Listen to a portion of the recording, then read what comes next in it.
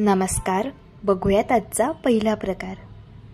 आता हा पदार्थ तयार करण्यासाठी इथे मी 1 वाटी भिजवून घेतलेले पिवळे वाटाणे घेतलेले आहे। वाटाण्यांमधील जे पाणी आहे ते पूर्णपणे नितळून घ्यायचे आणि कुकरमध्ये घालून घ्यायचे आहे। एक मध्यम आकाराचा कच्चा बटाटा घेतला, त्याची साल काढून घेतली आणि काप करून यामध्ये घालायचे आहे। अगदी चिमूटभर यामध्ये आपल्याला खायचा सोडा घालायचा आहे। खायचा सोडा घातल्यामुळे वाटाणे हे मऊसूत शिजले जातात। अर्धा चमचा हळदी पावडर घालून घ्यायची आहे। अर्धा चमचा जिरे पावडर घालायचे आहे। अर्धा चमचा गरम मसाला घालून घ्यायचा आहे। आता अर्धा चमचा चाट मसाला घालायचा आहे आणि चवीप्रमाणे मीठ घालून घ्यायचं आहे। आता वाटाणे बुडतील इतपत यामध्ये पाणी घालायचं आहे। याला मिक्स करून घ्यायचं आहे आणि झाकण लावून कुकरच्या आपल्याला 4 शिट्ट्या काढून घ्यायच्या आहे। इथे मी या कुकरच्या 4 शिट्ट्या काढून घेतलेल्या आहे। इथे आपला जो वाटाणा आहे तर तो सुद्धा छान मऊसूत शिजला गेलेला आहे। आता रगडा लगेच आपण एका कढईमध्ये काढून घेऊया। थोडासा हा रगडा आपल्याला मॅश करून घ्यायचा आहे। याला जास्त देखील मॅश करायचं नाही, थोडंसंच मॅश करायचे। या रगड्यामध्ये वाटाण्याचे मोठे चंक्स असे दिसायला हवेत, या पद्धतीने याला मॅश करून घ्यायचे। तुम्ही रगड्याची थिकनेस बघून घ्या, या पद्धतीची ठेवलेली आहे। तुमचा जर रगडा खूप घट्ट झाला असेल तर यामध्ये तुम्ही गरम पाणीही घालू शकता। इथे आपला रगडा तयार झालेला आहे।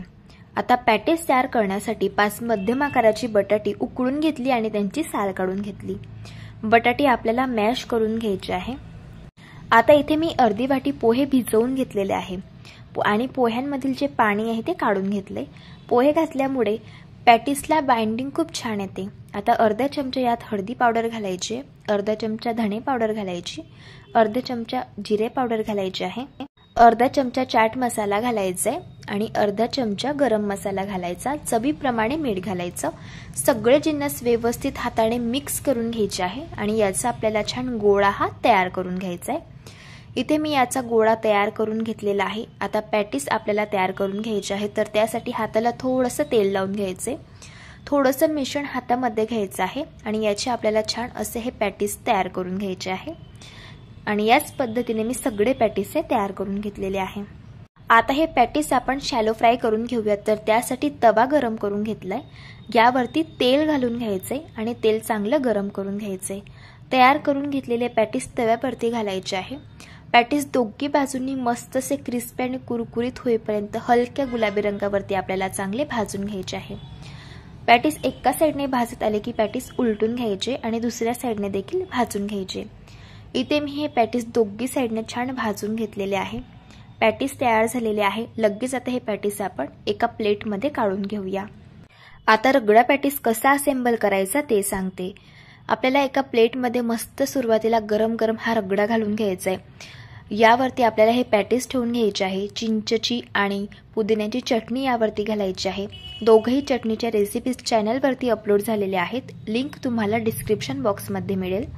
आता बारीक चिरलेला कांदा घालायचा आहे, पिवळी शेव घालून घ्यायची आहे, थोडेसे डाळिंबाचे दाणे घालायचे आहे, कोथिंबीर घालायची आहे आणि चिंचेची चटणी घालून घ्यायची आहे। तयार झाला मस्त असा हा रगडा पॅटीस, चवीला अगदी छान लागतो। या पद्धतीने एकदा नक्कीच ट्राय करून बघा। प्रकार क्रमांक 2, एका कढईमध्ये 1 छोटा चमचा आपल्याला तेल घालून घ्यायचे। तेल गरम झालं, यामध्ये 1 वाटी आपल्याला लापसीचा रवा घालून घ्यायचा, याला दलिया सुद्धा म्हटलं जातं। आता गॅसच्या अगदी मंदाचे वरती 4 ते 5 मिनिटं हा रवा आपल्याला सतत मिक्स करत भाजून घ्यायचा आहे। जसं जसं हा रवा भाजला जातो तसं तसं या रव्याचा प्रत्येक दाणा पांढरा शुभ्र दिसायला सुरुवात होते। हे बघा, अशा पद्धतीने रवा इथे भाजून झालाय आणि सांगितल्याप्रमाणे रवा छान असा पांढरा शुभ्र दिसत आहे। आता हा भाजून घेतलेला रवा आपल्याला एका प्लेटमध्ये थंड होण्यासाठी काढून घ्यायचे। तर त्याच कढईमध्ये आपल्याला 2 छोटे चमचे तेल घालून घ्यायचे। यामध्ये 1 चमचा साजूक तूप घालायचे। तुपाचा फ्लेवर यामध्ये खूप छान लागतो। आता तेल आणि तूप चांगलं कडकडीत गरम झालं, यामध्ये 1 चमचा मोहरी घातली। मोहरी तडतडल्यानंतर पाव चमचा हिंग घालून घ्यायचंय आणि 1 चमचा जिरं घालायचं आहे। आता यामध्ये 1 मोठ्या आकाराचा बारीक कापून घेतलेला कांदा घालायचा आहे। 10 ते 12 कढीपत्त्याची पानं घालूया। आता कांदा आपल्याला मऊ होईपर्यंत 3 ते 4 मिनिटं चांगला परतून घ्यायचा आहे। बघा, कांदा इथे आपला परतून झालेला आहे। आता यामध्ये 1 चमचा आलं लसूणची पेस्ट घालून घ्यायची आहे। पुन्हा 1 ते 2 सेकंद आलं लसूणची पेस्ट आपल्याला कांद्यासोबत परतून घ्यायची आहे। आता यामध्ये आपल्याला काही भाज्या घालायच्या आहे। इथे मी एक मोठ्या साईजचा कच्चा बटाटा घेतला, त्याला कट करून घेतलंय। अर्धी वाटी यामध्ये श्रावण घेवडा घालायचा आहे आणि अर्धी वाटी गाजरचे काप घालून घ्यायचे। आता गॅसच्या मोठ्या फ्लेमवरती 1 ते 2 मिनिटे या भाज्या आपल्याला परतून घ्यायच्या आहे। अशा या भाज्या गॅसच्या मोठ्या फ्लेमवरती परतून घेतल्यामुळे भाज्यांचा जो स्मोकीपणा असतो तो या पदार्थामध्ये खूप छान उतरतो। याला मी छान परतून घेतलं। यावरती 2 मिनिटं झाकण ठेवायचं आणि एक वाफ यावरती काढून घ्यायची। बघा भाज्यांवरती एक वाफ आलेली आहे। आता यामध्ये आपल्याला काही मसाले घालून घ्यायचे आहे। पाव चमचा हळदी पावडर घालायची आहे, 1 चमचा लाल तिखट घालायचं, तिखट आवडीप्रमाणे कमी जास्त करू शकता। 1 चमचा काळा मसाला घालायचा आहे। तुमच्याकडे जर हा मसाला नसेल तर तुम्ही ते बिर्याणी मसाला घालू शकता आणि अर्धा चमचा गरम मसाला घालून घ्यायचा आहे। आता मसाले छान भाज्यांमध्ये मिक्स करून घ्यायचे आहे। मसाले जळू नयेत त्यासाठी यामध्ये अर्धा कप आपल्याला पाणी घालून घ्यायचंय आणि पुन्हा याला मिक्स करून घ्यायचंय आणि 1 ते 2 मिनिटं मसाल्यासोबत आपल्याला या भाज्या चांगल्या परतून घ्यायच्या। बघा इथे मी या भाज्या परतून घेतल्या। आता यामध्ये आपण भाजून घेतलेला हा लापसीचा रवा घालून घेऊया। अर्धी वाटी यामध्ये आपल्याला मुगाची डाळ घालायची आहे। मुगाची डाळ मी 2-3 वेळेस पाण्याने वॉश करून घेतलेली आहे।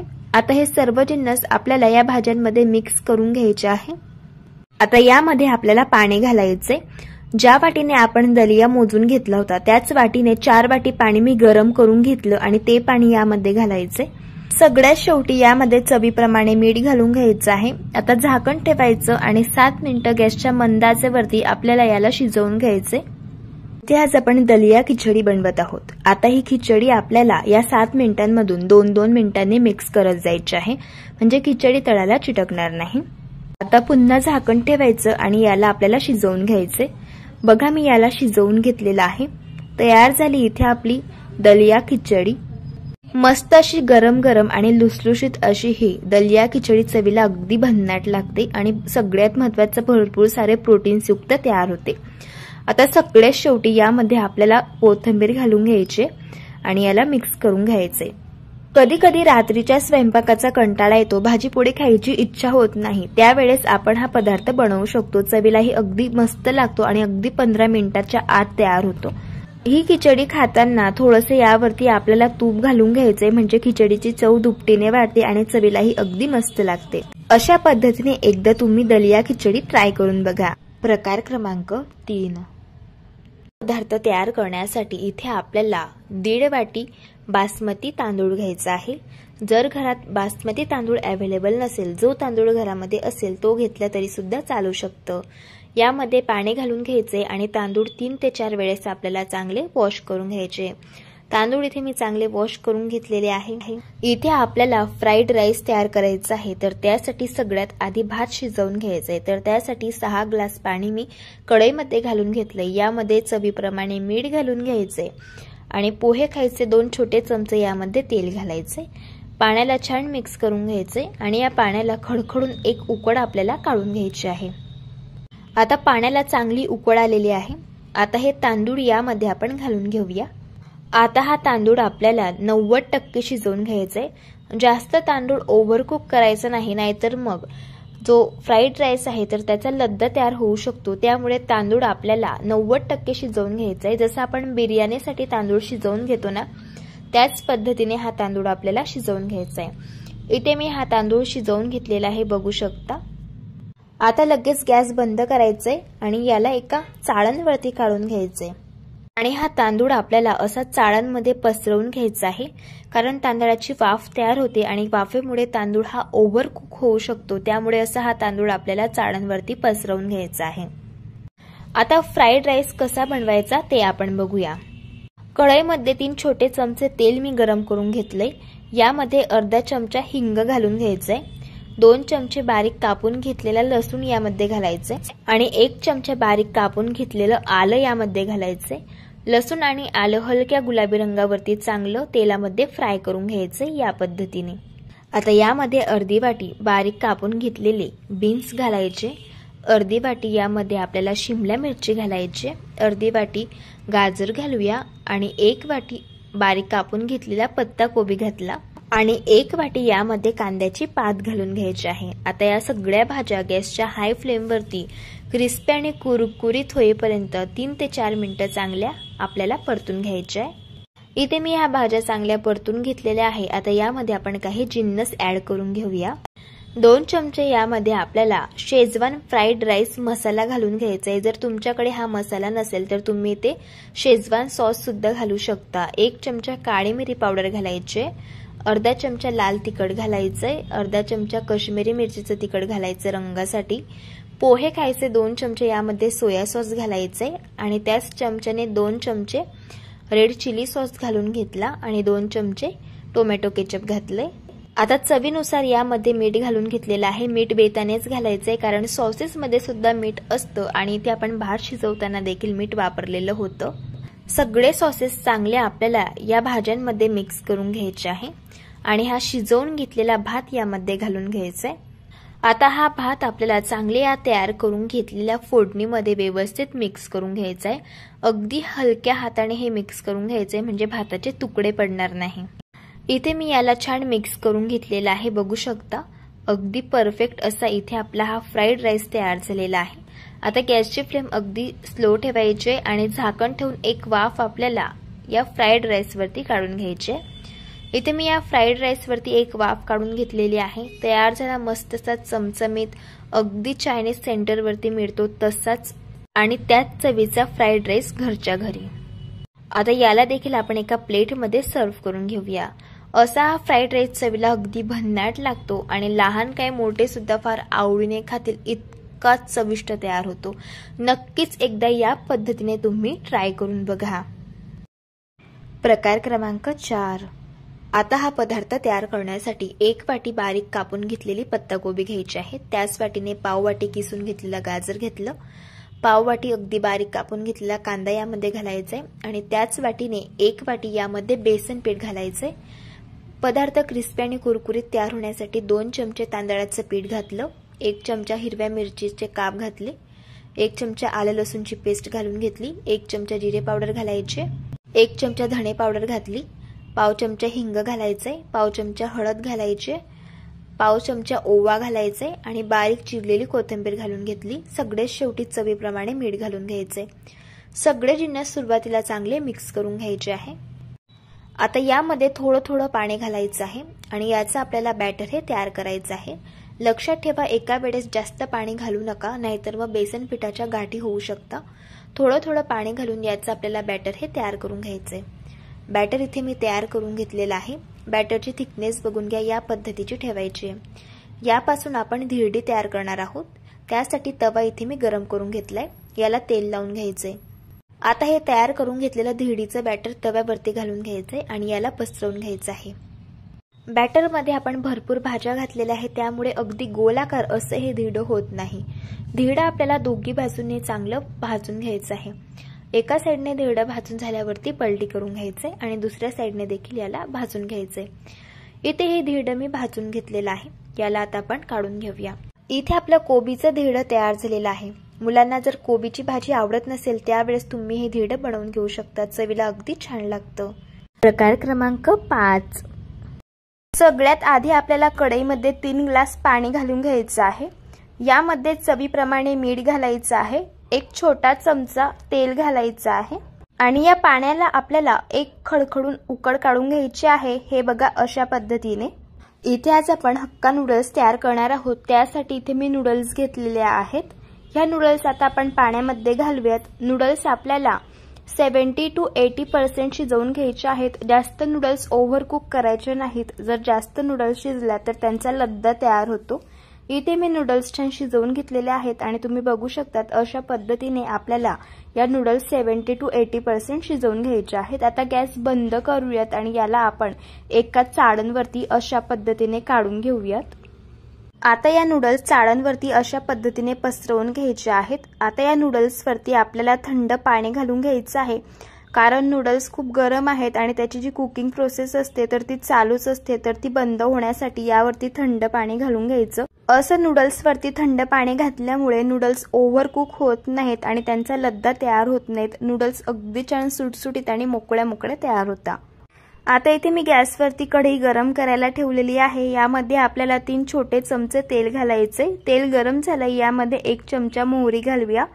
मोहरी तडतडल्यानंतर यामध्ये आपल्याला लसूण घालून घ्यायचंय।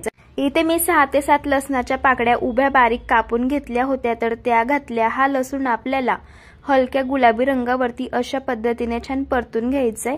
यामध्ये पाव चमचा हिंग घालूया। आता इथे मी एक मोठ्या साईजचा कांदा घेतला आणि याला अशा पद्धतीने उभा कापून घेतलेला आहे।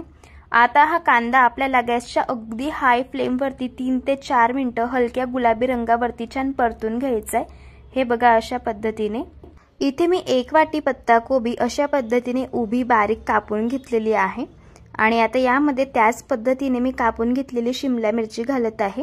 आता या भाज्या गॅसच्या अगदी हाय फ्लेम वरती 4 ते 5 मिनिटं आपल्याला परतून घ्यायच्या आहेत। या भाज्या शिजवून घ्यायच्या नाहीत। अशा या भाज्या 4 ते 5 मिनिटं गॅसच्या हाय फ्लेम वरती परतून घेतल्यामुळे भाज्यांचा क्रंचीनेस हक्का नूडल्स मध्ये खूप छान उतरतो आणि या नूडल्स ठेल्यावरती मिळतात तसेच आणि सेम त्याच चवीच्या तयार होतात। आता या भाज्या छान परतून घेतल्यानंतर यामध्ये 1 चमचा सोया सॉस, 1 चमचा रेड चिली सॉस आणि 1 चमचा टोमॅटो केचप घालायचे। सॉस जळू नये त्यासाठी यामध्ये आपल्याला 2 छोटे चमचे पाणी घालून घ्यायचे आणि हे सॉस भाज्यांमध्ये छान मिक्स करून घ्यायचे आहे। आता यामध्ये आपण काही मसाले घालूयात। इथे मी 2 चमचे नूडल्स मसाला घेतलाय, 1 चमचा तिखट घेतलंय आणि पाव चमचा हळदी पावडर घेतली। आता हे सर्व मसाले आपल्याला या भाजीमध्ये मिक्स करून घ्यायचे आहे। एक गोष्ट लक्षात ठेवायची, नूडल्स बनवताना गॅसची फ्लेम हाय ठेवायची आहे आणि ही सर्व प्रोसेस आपल्याला गॅसच्या हाय फ्लेम वरतीच करायची आहे। आता यामध्ये आपल्याला नूडल्स घालून घ्यायचे आहेत। आता सगळ्यात शेवटी यामध्ये चवीप्रमाणे मीठ घालायचंय। लक्षात ठेवायचं, नूडल्स शिजवताना सुद्धा आपण मीठ घातलं होतं आणि सॉस मध्ये सुद्धा मीठ असतं, त्यामुळे मीठ हे बेतानेच घालायचं। आता हे सर्व जिन्नस आपल्याला छान मिक्स करून घ्यायचे आहेत। यावरती झाकण ठेवूयात आणि आपल्याला नूडल्स वरती एक वाफ काढून घ्यायची। हे बघा अशा पद्धतीने तयार झाल्या इथे आपल्या हक्का नूडल्स। ज्या पद्धतीची टेस्ट ठेल्यावरच्या नूडल्स मध्ये येते सेम तशाच पद्धतीची आणि त्याच चवीच्या ह्या हक्का नूडल्स आज आपण घरी तयार केलेले आहे। चवीला अगदी छान तयार होतात। अशा पद्धतीने तुम्ही एकदा ट्राय करून बघा। जर तुम्हाला आजच्या या सर्व रेसिपीज आवडल्या असतील तर रेसिपीला लाईक करा, चॅनलला सबस्क्राइब करा आणि शेजारील बेल आयकॉन प्रेस करायला विसरू नका। व्हिडिओ जास्तीत जास्त शेअर करा। तर चला भेटू एका मस्त अशा चमचमीत रेसिपी सोबत। तोपर्यंत धन्यवाद।